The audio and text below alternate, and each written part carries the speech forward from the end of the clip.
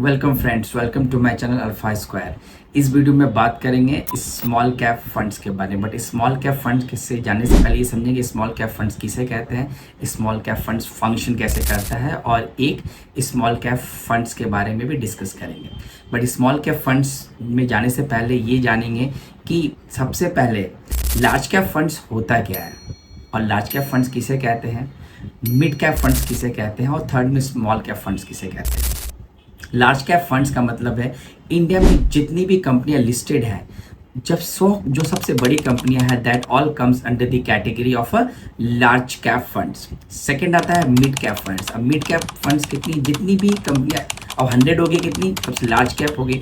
अब 101 से लेकर 250 तक जितनी भी कंपनियां लिस्टेड हैं, that all comes under the category of a mid cap funds. Third है आपका स्मॉल कैप, मतलब 250 के ऊपर जितनी भी कंपनियां इंडिया में लिस्टेड है, that all comes under the category of a small cap fund. So small cap का जो बास्केट्स है वो काफ़ी बड़ा है कंपेयर टू लार्ज कैप और मिड कैप। तो अब स्मॉल कैप किसे कहते हैं, स्मॉल कैप जैसे मैंने बताया 250 कंपनियों के ऊपर जितनी भी कंपनियां होती हैं, that all comes under the category of a small cap. अब स्मॉल कैप फंड्स में एलोकेशन क्या होता है, अब एलोकेशन मतलब क्या है, स्मॉल कैप फंड्स में एलोकेशन जो होता है वो होता है आपका 65% जो एलोकेशन होता है।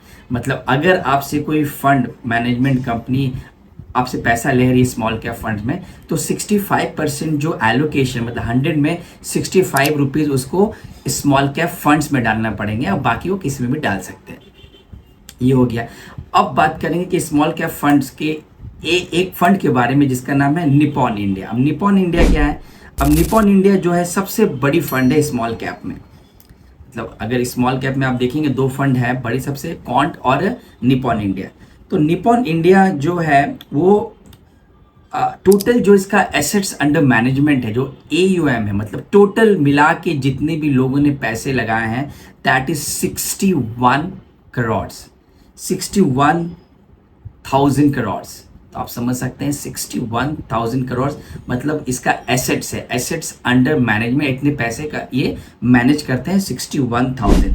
सिंस इंसेप्शन जो इन्होंने रिटर्न दिया है, जब से ये लिस्टेड हुई है, मतलब जब से ये फंड लॉन्च हुआ है 2014 में, समवेयर अराउंड ये लॉन्च हुआ था, सॉरी ये लॉन्च हुआ था 2014 में, लॉन्च हुआ था 8 मार्च को। तो 23.04% का रिटर्न है सिंस इंसेप्शन। इंसेप्शन डेट 2010 है, तो सितंबर 2010 में ये फंड लिस्टेड हुई थी, ना कि 2014 में।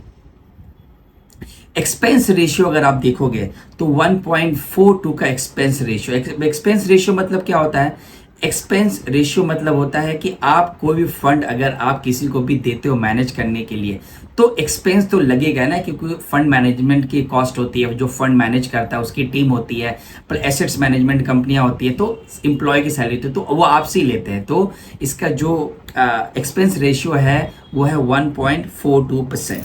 ठीक है, अब समझेंगे इसका बेंचमार्क इंडेक्स क्या है। अब बेंचमार्क इंडेक्स किसी भी फंड में जरूर आप देखें, बेंचमार्क इंडेक्स मतलब ये किसको बीट कर रही है। अगर निफ्टी को बीट कर रही है, तो अगर आप कोई बड़ा फंड है, लार्ज कैप है, तो वो निफ्टी को बीट करेगी। तो ये जो है निफ्टी स्मॉल कैप 250 जो TRI है, उसका ये बेंचमार्क इंडेक्स है। तो बेंचमार्क इंडेक्स को अगर आप देखेंगे तो इन्होंने काफी अच्छे तरह से अल्फा जनरेट किया है। अब अल्फा कितना है, 7.37। अब बोलेंगे अल्फा क्या है, अभी निफ्टी जो है स्मॉल कैप फंड्स हुआ, स्मॉल कैप फंड्स के लिए कोई तो हो जो इसको बेंचमार्क इंडेक्स होगा। बेंचमार्क मतलब दो कंपनियों को बीच में समझो आप कंपटीशन है। तो अगर ये निफ्टी की जो 250 कंपनियां जो स्मॉल कैप है वो रिटर्न देती है 20%, और आपने निपॉन लिया, निपॉन रिटर्न देती है 25%, तो निपॉन ने 5% अल्फा जनरेट किया है। मतलब कितना ज्यादा जनरेट किया है, जो दोनों के बीच का डिफरेंस है उसको बोलते हैं अल्फा। तो किसी भी कंपनी में, किसी भी म्यूचुअल फंड्स में आप जब भी स्कीम में इन्वेस्ट करते हैं, please you also please see alpha. बहुत इंपॉर्टेंट है कि कितने परसेंट से अल्फा हो रहा है। अगर निफ्टी ने रिटर्न दिया 10%, आपका पोर्टफोलियो ने रिटर्न दिया है 8%, तो क्या हुआ अल्फा, मुझे बताइए। अल्फा हो गया -2%। तो अल्फा हमेशा पॉजिटिव होना चाहिए। अगर 3 इयर्स में भी अल्फा अगर नेगेटिव टेरिटरी में है, तो इसका मतलब जो फंड मैनेजर की स्ट्रैटेजी को आपको चेक करना पड़ेगा, आपको एलोकेशन को देखना पड़ेगा। तो whenever you buy a mutual fund schemes, please look alpha, and alpha for 3 years alpha should be in a positive territory, मतलब पॉजिटिव होना चाहिए। ये हो गया अल्फा की बात। अब समझते हैं कि अल्फा के बाद अब समझते हैं बीटा। बीटा क्या होता है? अब बीटा मतलब होता है, देखिए क्या होता है ना, कोई भी चीज को आप ज्यादा रिस्क लेकर आप ज्यादा पैसे कमा सकते हो। हाई रिस्क हाई रिटर्न, जैसे एफएनओ होता है, रिस्क है हीरो या जीरो, तो वो क्या हो गया बीटा। तो बीटा मतलब क्या हो गया, कितना कितना रिस्क लेके आप कितना आप रिटर्न जनरेट करें। तो low risk high return is always a good fund management का जो स्ट्रैटेजी होना चाहिए। हाई रिस्क और हाई रिटर्न तो कोई भी जनरेट कर सकता है। एक मॉडरेट रिस्क या फिर एक लिमिटेड रिस्क लेके अच्छा रिटर्न जनरेट करना, यही फंड मैनेजर की एक्सपर्टीज होती है। बीटा जो है वो भी अच्छा है, 0.78 का बीटा है, मतलब <1 जो है वो अच्छी होती है, तो बीटा भी अच्छा है इसका। स्टैंडर्ड डिविएशन मतलब वॉलेटिलिटी कितनी है, 14.67%। देखिए स्मॉल कैप में वॉलेटिलिटी हमेशा रहेगी, लार्ज कैप में इतनी वॉलेटिलिटी नहीं होती, लेकिन स्मॉल कैप में हमेशा वॉलेटिलिटी बनी रहती है। पोर्टफोलियो टर्नओवर है वो 24 है। अब लार्ज कैप में मार्केट कैप, इसका जो डिस्ट्रीब्यूशन देखेंगे, डिस्ट्रीब्यूशन मतलब कितना पैसा ये लार्ज कैप में लगाई है, तो लार्ज कैप में इन्होंने लगाया 12.04%, मिड कैप में 13.4%, स्मॉल कैप में 70.81% और अदर्स में 4.01%। 65% का ये है, बट थोड़ा ऊपर नीचे कर सकते हैं, ठीक है।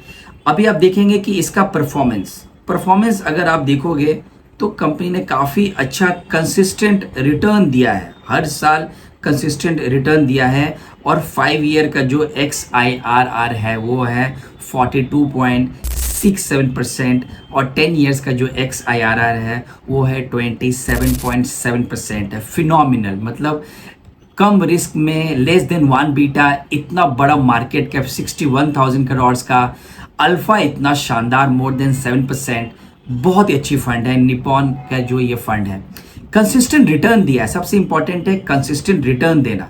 देखिए 1 ईयर 2 ईयर मार्केट चला आप रिटर्न दे सकते हैं, बट म्यूचुअल फंड में भी आपको कंसिस्टेंट रिटर्न को हमेशा नजर रखना चाहिए। अब सेक्टर कुछ एलोकेशन देख लेंगे इनके कि कौन कौन से सेक्टर में इन्होंने एलोकेट किया है। इंडस्ट्रियल प्रोडक्ट्स में जो इनका एलोकेशन है वो 9.11% है। इलेक्ट्रिकल इक्विपमेंट में 7.68% है। कंज्यूमर ड्यूरेबल्स में 6.72% है। बैंक में जो इनका एलोकेशन है वो 5.79 है।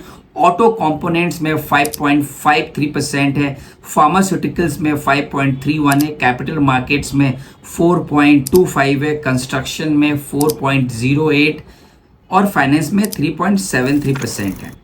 ये हो गया इनका सेक्टर वाइज एलोकेशन, जो कि बहुत इंपॉर्टेंट है कि कोई कंपनियां ज़्यादा सेक्टर पे अगर बेट ले रही है, कोई सेक्टर 20-30% का, और वो सेक्टर रिटर्न अच्छा नहीं कर रहा, तो आपके पोर्टफोलियो में इम्पैक्ट पड़ सकता है। तो सेक्टर एलोकेशन को भी आप जरूर देखें। एक इनके टॉप जो 10 इक्विटी होल्डिंग्स है वो है HDFC है, TU इन्वेस्टमेंट्स है, किर्लोस्कर है, भारत हेवी इलेक्ट्रिकल्स है, तेजस है, NLC India, state bank of India. तो इनके ये टॉप कुछ होल्डिंग्स है। तो अभी आप समझ गए होंगे कि किसी भी म्यूचुअल फंड को लेते समय सबसे पहले अपने रिस्क को देखें, अपने रिस्क एपेटाइट को देखें, अपना एक ऐसा SIP करें जो आप हर महीने कर सकते हैं। ऐसा ना कि आप जल्दी में आकर अपने 10,000 की SIP कर दी। हर एक कंफर्टेबल अमाउंट को चूज करें जो आपका मंथली कमिटमेंट होना चाहिए। अगर आप बिजनेसमैन हैं तो आपके पास तो मंथली नहीं है, तो आप मंथली पैसे नहीं आते, तो आप एक लमसम कर सकते हैं। बट मैं हमेशा एडवाइस करता हूँ SIP को आप SIP मतलब आप हर महीने की SIP कीजिए इंस्टेड ऑफ लमसम। लमसम में आप अपॉर्चुनिटी मिस करते हैं। अगर मार्केट बहुत बड़ा क्रैश हो गया, कुछ बहुत बड़ा, तो आप लमसम कीजिए। जैसे पेंडेमिक आ गया था या फिर कुछ टेररिस्ट अटैक हो जाए मार्केट बहुत, तो उस समय एक लमसम करना एक वाइजेबल होता है। बट SIP आपको हमेशा एवरेज आउट करती है आपके प्राइस को, और एक लॉन्ग टर्म एक व्यू रखे, एक कमिटमेंट अमाउंट रखे, और हर साल अपने SIP को बढ़ाएं। देखिए आप SIP से भी बहुत अच्छा पैसा आप बना सकते हैं, बट हमेशा एक एक डिसिप्लिन डाइवर्सिफिकेशन को फॉलो कीजिए। सारा पैसा एक जगह मत लगाइए, कुछ आप म्यूचुअल फंड में भी कीजिए। अगर आपकी एक्सपर्टीज है तो आप स्टॉक डायरेक्ट भी बाय कर सकते हैं। आप किसी अपने फंड मैनेजर्स का और अपने इन्वेस्टमेंट एडवाइजर्स का हेल्प लेके भी आप अपने डाइवर्सिफिकेशन को समझ सकते हैं। आशा करता हूँ छोटी सी वीडियो अच्छी लगी होगी। और मैंने एक टेलीग्राम चैनल भी बनाया है जिसका लिंक मैं डाल दूंगा, आप वहाँ से आपको अपडेट मिलता रहेगा कि मार्केट में क्या हो रहा है। जो भी मुझे अपडेट्स लगता है मैं मार्केट में देता है, बिल्कुल फ्री है, वो मैं लिंक में डाल दूंगा, आप वहाँ से उस चैनल को ज्वाइन कर सकते हैं। आशा करता हूँ ये आपकी छोटी सी वीडियो अच्छी लगी तो आप चैनल को सब्सक्राइब कीजिए, अपने फैमिली और फ्रेंड्स के साथ शेयर कीजिए। मिलते हैं नेक्स्ट वीडियो में। Thank you.